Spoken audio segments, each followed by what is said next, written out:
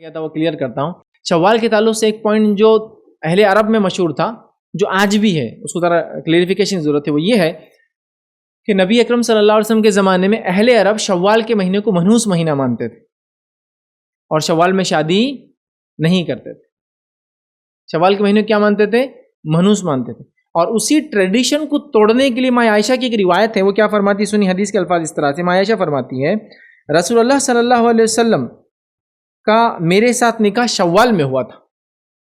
نبی اکرم صلی اللہ علیہ وسلم کا نکاح ماں عائشہ کے ساتھ شوال میں ہوا تھا، شوال کے مہینے میں ہوا، اور آپ کے ساتھ میری رخصتی بھی اسی مہینے میں ہوئی.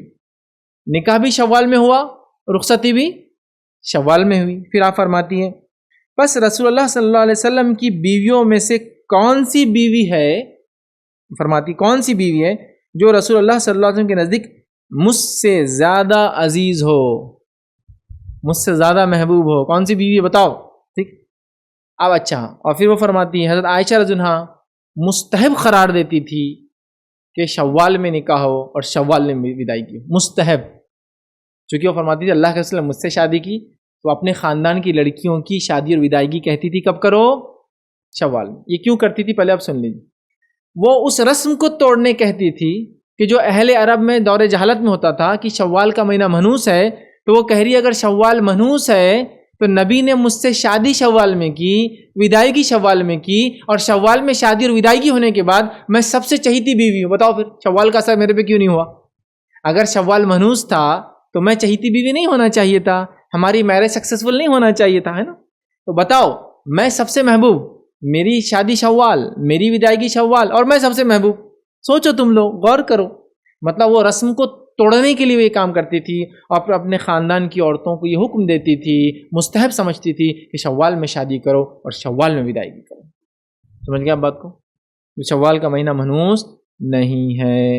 لیکن یہ بات میں کیوں کہہ رہا ہوں؟ آج بھی لوگ شوال کے مہینے کو منحوس مانتے ہیں، شادیاں نہیں کرتے ہیں. یہ تو الگ بات ہے ماشاءاللہ آج کل زمانے کی رفتار سے مجبور ہو کر اب تو محرم میں بھی شروع ہے، سفر میں بھی شروع ہے، شوال میں بھی ہے، لیکن آج بھی دقیانوس خیال رکھنے والے لوگ دنوں، مہینوں، تاریخوں اور گھڑیوں کو اچھا اور برا مانتے ہیں.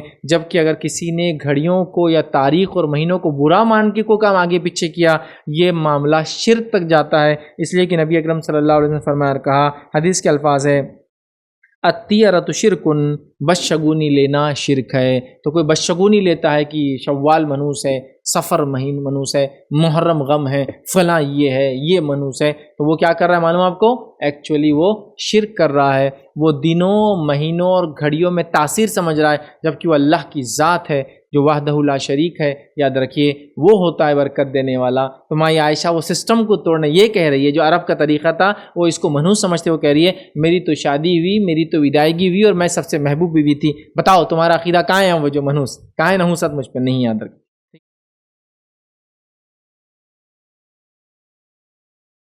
السلام علیکم. آپ بھی ہمارے اس کام میں تعاون کریں اپنی زکات و صدقات کے ذریعے. ڈونیشن ڈیٹیلز کے لیے ڈونیٹ اس پر کلک کریں. اگر آپ کو ہمارے ویڈیوز پسند آئے ہیں تو اسے شیئر کریں اور ثواب کے حقدار بنیں. روزانہ ہمارے ویڈیوز کو پانے کے لیے ہمارے یوٹیوب چینل کو سبسکرائب کریں اور بیل آئکن دبائیں. ہم سے دیگر سوشل میڈیا پر جڑنے کے لیے ویڈیو میں دیے گئے آئی ڈی کو سرچ کریں. جزاک اللہ.